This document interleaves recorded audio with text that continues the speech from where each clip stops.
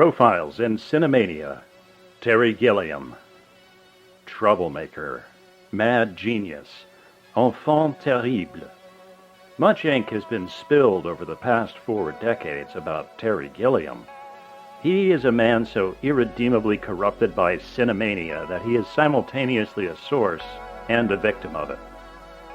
As an illustrator, his zany lo-fi animations were the secret sauce that made Monty Python's Flying Circus irresistible to the public.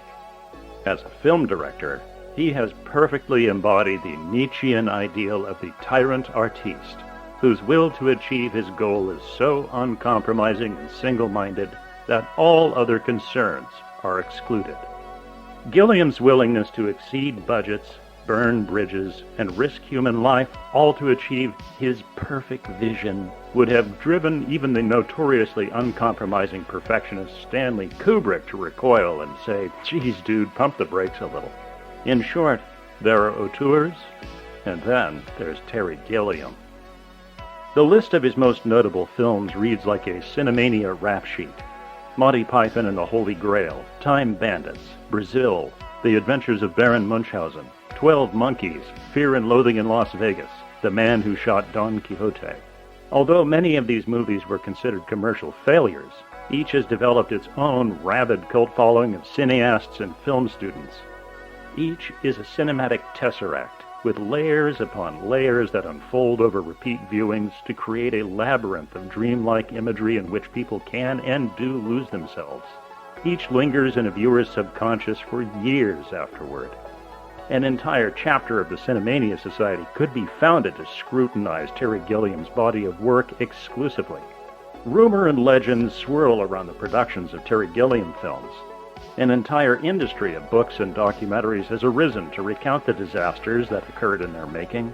Actor-director Sarah Polley's 2022 memoir, Run Toward the Danger, unpacks her trauma from starring in Munchausen in 1988 and details several incidents in which she was nearly killed. Studio executives on at least 3 Gilliam features decided they'd rather commit financial seppuku by sabotaging the film's release rather than let Gilliam succeed.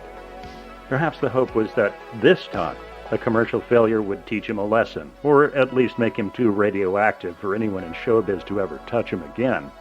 But to no avail. The fact that Gilliam's filmmaking career has survived repeated financial disasters is a testament to just how goddamn good his films are. Born in 1940 in Minnesota, Gilliam's family moved to the San Fernando Valley of California when he was in high school, where they had absolutely zero involvement with the film industry. Instead, it is telling that Gilliam would volunteer at the circus whenever it came to town, and was usually put to work in the freak tent. Gilliam's first tentative steps toward eventual consumption by Cinemania began via the cartoons he drew for the high school newspaper. He cites Mad Magazine as a primary influence, which only goes to show that everything your parents ever said about Mad Magazine was not only right, but far worse than they imagined.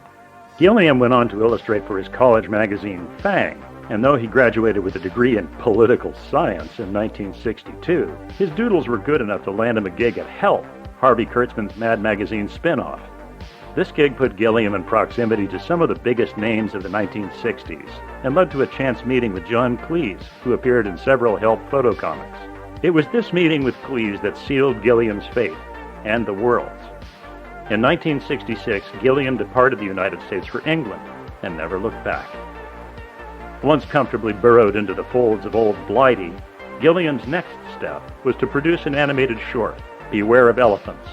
This got him some respect in the London animation scene, which led to a couple of TV gigs.